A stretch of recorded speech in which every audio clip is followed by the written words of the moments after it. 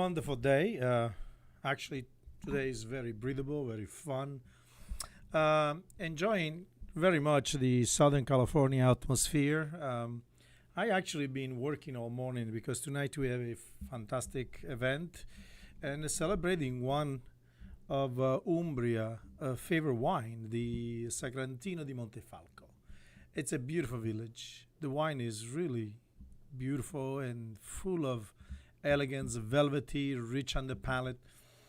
But there's a big story behind it. It's never was really done known of a wine. In all honesty, it came to the American market very late, probably in the late 87, 88, 89, but even 90. Was very pretty much a very localized kind of a known wine. What's really interesting about Montefalco, most people they go to Umbria, they tend to go to the beautiful Orvieto, the city of the Pope. Was a summer residence, beautiful cathedral by the way, where a lot of the Pope from Rome. It's only about an hour away, an hour and a half. I'm sure those days they used to come by carriage, so it take a little longer. But today, by car, you can get to Montefalco, possibly, or Orvieto actually, possibly within less than an hour. But also Perugia, which everybody knows, Perugia, for people that love painting and they love fantastic architecture from the wonderful period of Renaissance, medieval Renaissance and up. It is very intimate. It's quite beautiful and it's elegant. The center town is very spectacular. It's got this beautiful walkway, and you pass by the Pinacoteca, which is the mayor or the city hall.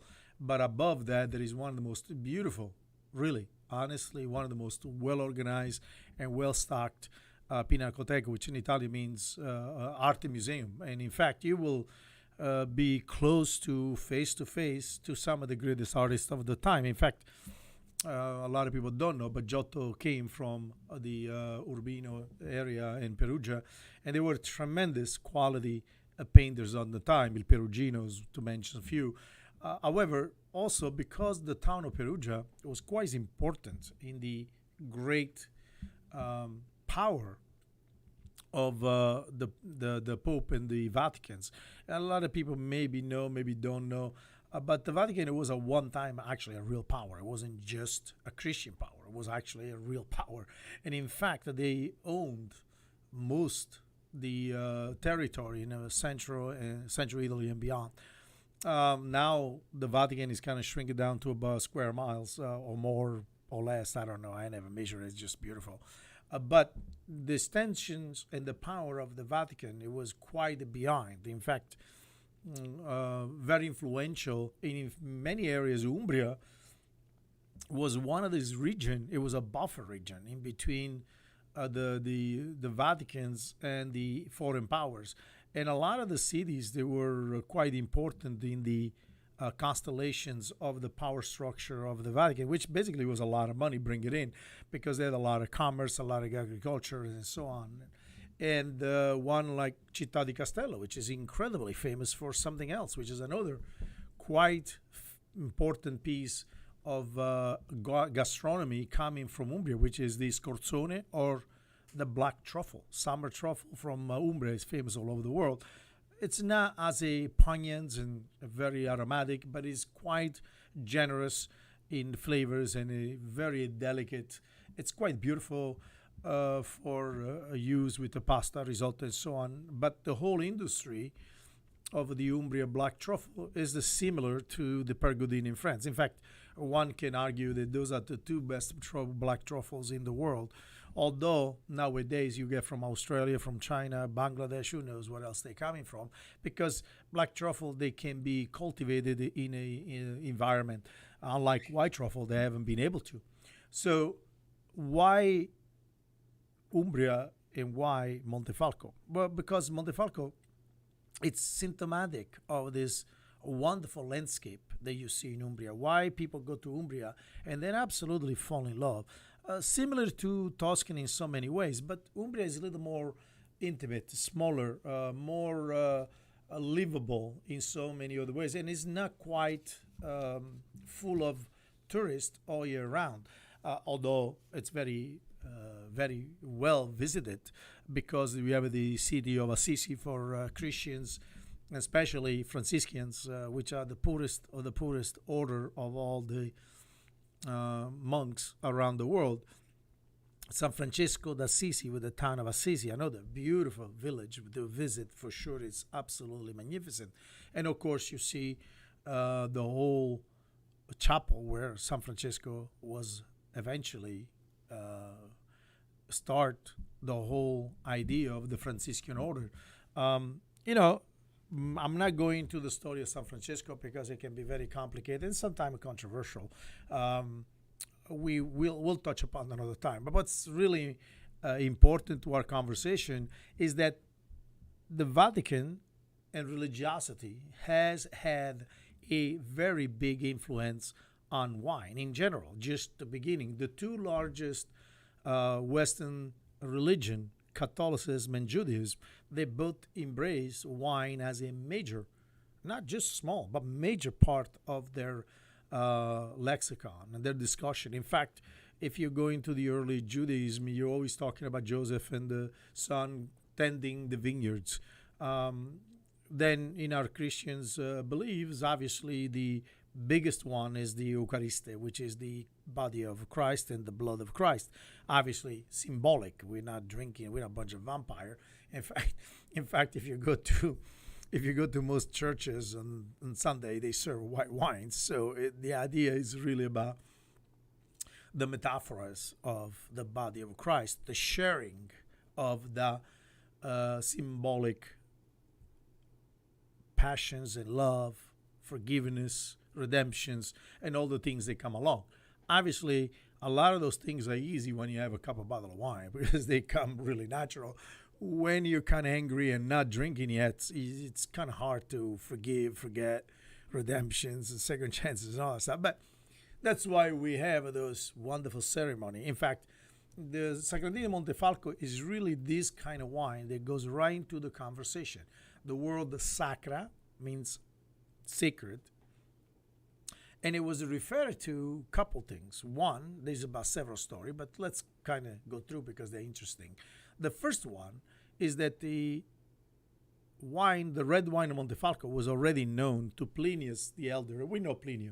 Pliny is the father of modern agriculture, the greatest Neapolitan, actually, or Roman.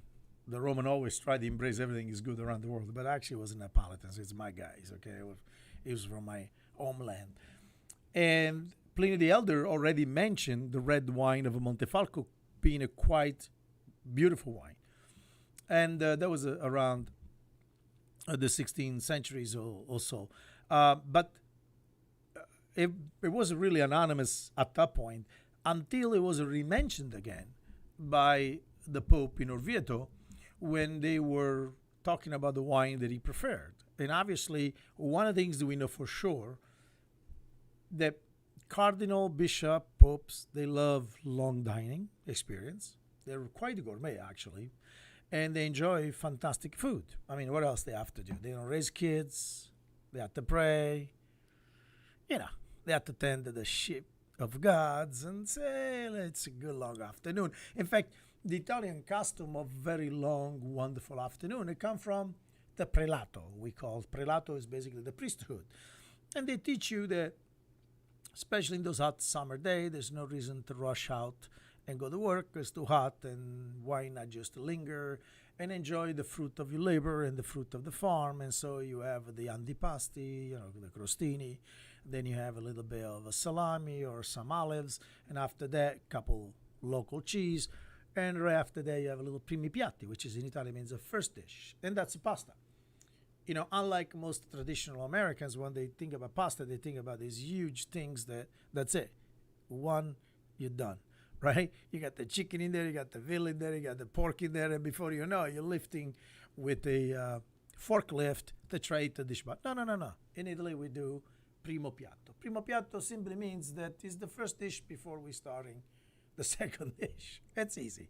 Then the numbers, you just kind of go along. You see, Mat is an opinion in Italian. It can be fourth dish, it can be sixth dish, it can be one dish. One thing we do though different from anybody else, unlike this picture that people have of Italian family, which is mostly our American Italian family. There's always like abundanza, there's a mound of food. Actually, Italy is a very poor country. And being a farmer country, agreste means farming town, we have an infinite respect for food in a really serious way because we actually cultivate it. We have to, in my house, when you actually say, do you want a chicken? You didn't went to one of those stores and buy a chicken. You had to catch the damn thing. So he said, yeah, today I'm vegetarian. I'll eat the artichokes. I really don't feel like running after damn chicken at all today. So someday it's like, hell, the chicken. I want a chicken. Boom. You kill them, done it, clean it, pluck it. Off we go. So the Italian customs are multitude of small, wonderful things to celebrate, to linger, to hang out, to have a conversations, to share thoughts and praise, hope and wishes. And what other better place to do is to at the table with the family, with the friends, people you love and respect. Because when you do know people, you tend to, whether you agree or disagree, but you be respectful because you know them. You know they don't mean malice. You know they don't mean ill to you. And you know that they're just a point of view and it's is what it is. And sometimes you're in a mood to argue with them and sometimes you don't. It's like, yeah, well, you're right. Yeah, just pass me the caprino, which is a goat cheese.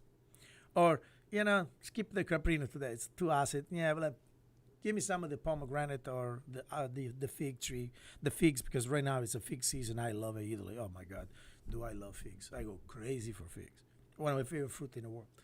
So when you look on the typical Italian house, and the Italian food scene, especially in the afternoon, we do have a lot of little things, but then nothing really big and abundant because the idea is not to feel you stuff your face and walk out like you're dying. The idea is to have a slow, meaningful tasting of things that mean something and people explain to you or they're telling you, oh, just I went over the hills, I found these little cherry tomatoes. Oh my God, they were so beautiful, I picked it. And on the way back down, I found some fresh oregano. So here, a little mama olive oil. And before you know, you got this little tomato salad and people just pass a couple pieces of salad around. So this tradition is what we do. And the reason why it's important to understand it, because it's the mindset. When you understand a mindset, you also understand the personality.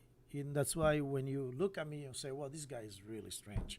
He's talking, I have no idea what the hell he's talking about. It's a mindset. Get used to. When we're talking about things, in a complete open visions, and we'll bring it in to you in a way where it has a contest. It means as a picture, it fills in all the empty spots. Because if I will say to you, Sagrantino di Montefalco, a red wine with a nice earthy tone, on the palate, it's got this beautiful velvet fruit with a soft tannins, but very large mouthfeel, and the lingering back spice remind you a little bit of a black pepper dust. Okay, we're done. We can go home. Next thing you do, buy a bottle of wine. Maybe you like them or you don't. That's not what we do. Okay, because in himself, the bottle of wine is just a bottle of wine. But what it means is something totally different. Where it comes from is something totally interesting. Because remember, you're sitting in New Jersey right now. Okay? There's a bunch of people hanging around, talking nonsense. They have a beer. They talk politics. You just burst board out of your mind. Then you're thinking, I hope the airlines start flying. I can go to Italy right now. I can kind of enjoy it. Hey, I hear these guys talking about this town of Montefalco. What is that all about? It was the favorite town of the Pope because they made a great red wine. And by the way, I hear that you were saying there is a nice, beautiful little village on top of the hill You run, go around the park the car outside of the walls of the city, and then this beautiful cobblestone takes you and with the up on the hill in the middle square. But before you get there, there's some beautiful little shop with the ladies in town. They actually still doing embroidery, and they're very famous for linen, beautiful linen. You do for dowries and you do for just wearing, absolutely magnificent. So don't you think this is more interesting? I think so. And by the time we get into the square, which is a classic medieval town, with the towers and the bell and this, and then the other thing, you sit there in a beautiful pergola of a nice restaurants with your friends or with your companion, whatever you get there with. Okay, can you bring your dog if you want? It doesn't matter to me. It's all good, and you smell this beautiful aroma of fresh basil. Just a nice little things come out of the firewood grill, which they make a local sausage with an orcino pig, with the fennel garlic, a little rosemary. Don't you think it's better than just listen to your friends talking about politics and some nonsense crap that happened? Maybe they play baseball, they don't play baseball, they play basketball. Like, we really care. Who cares? Who cares? Play, don't play, I don't care. But the smell of a nice little wall-board sausage on the grill, now, I tell you, with a nice glass of Sagrantino, that you can get me interested. I can start looking on, online and see if the tickets goes. We go. If the country opens up, we're done. Because I've been there with my friends and I've been there alone, and I can tell you, it's phenomenal. You're a beautiful sunny day, great afternoon. You started with little crostini. You're doing nice little pappardelle with the cinghiale. Then you threw a couple pieces of nice lamb on the grill, roast potatoes, fresh rosemary, sage, easy stuff. Don't go crazy. Nice bottle of, start with a nice little rosso di rosso di Montefalco, and then you go to the big boys. Then after that, you take a nice little gelato of a chocolate with affogato, nice little shot of espresso in there. Later on, maybe a little grappa. You feel like the Pope. I mean, come on. There's only 3 people in the world that has a maid. The king, the Pope, and somebody who has absolutely nothing, because you can take nothing from them. And they don't really care. So, I'm saying this is a much better story than I just tell you about pulling the cork in a light way, try to take the foil up nicely and clean, whatever. Do what you got to do. You know what to do. If you don't know how to open a bottle of wine, what the hell are we talking about here? And if you have a problem, just call somebody. They'll help you, especially if you have an extra glass. Everybody pitches in. But go back to the story for a second. So Sagrantino di Montefalco, originally, it's known to be very fruit-forward, very sweet in many ways, and very rich, very powerful, because actually they used to do a pasito with it. And the pasito style, they basically overripe it. Typically of the central region, where people work in a farm all summer and they had other things to do. So because the weather is still good, so the wine ripen on the vines quite a bit. So they are over-ripening, and then they allow them to come really densified by allow less water in the wine. And so they made it almost a risotto style. So most people, they remember this Sagrantino in that way. And I'm sure that's the reason why the Pope loved it.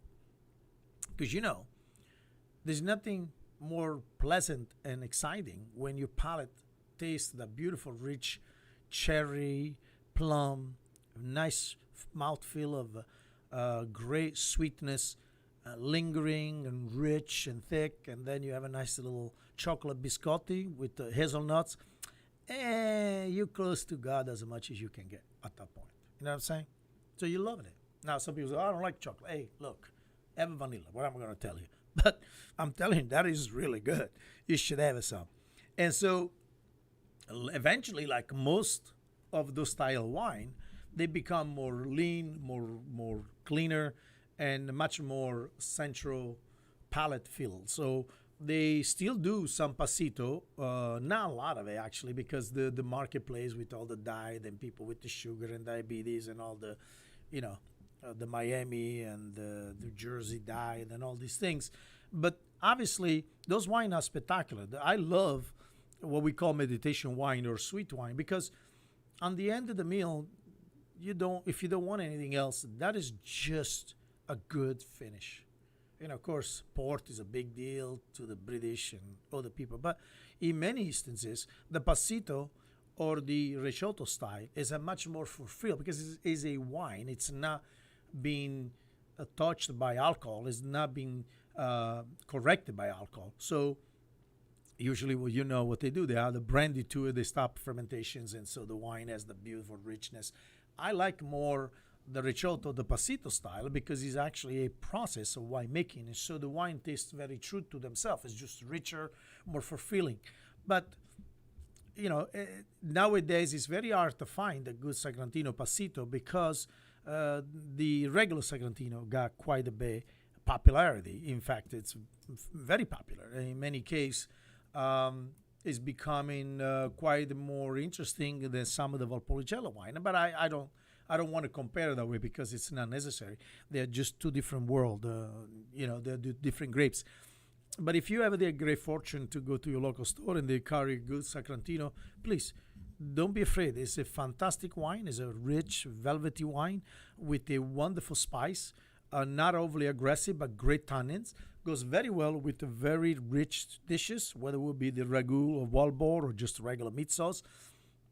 If you have a barbecue, ribs, chicken, whatever you like, it's a wine that cuts through the richness, the fruit, but it's also a wine with some really strong elegance. So there is a wine that goes very, very well if you want to use it in a porcini sauce, a truffle sauce, quails, pheasants, and other delicate meats. It does really marry very well with it. So it's not just about the power and the rich middle palate, the big body. It's actually a wine that has a wonderful all-around elegance that meets the pleasure on the palate.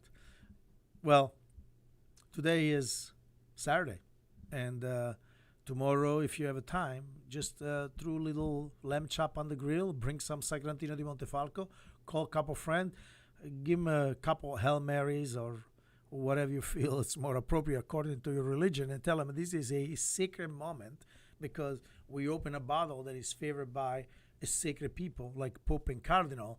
And after that, believe me, you're going to feel spiritually excited. Arrivederci, ciao.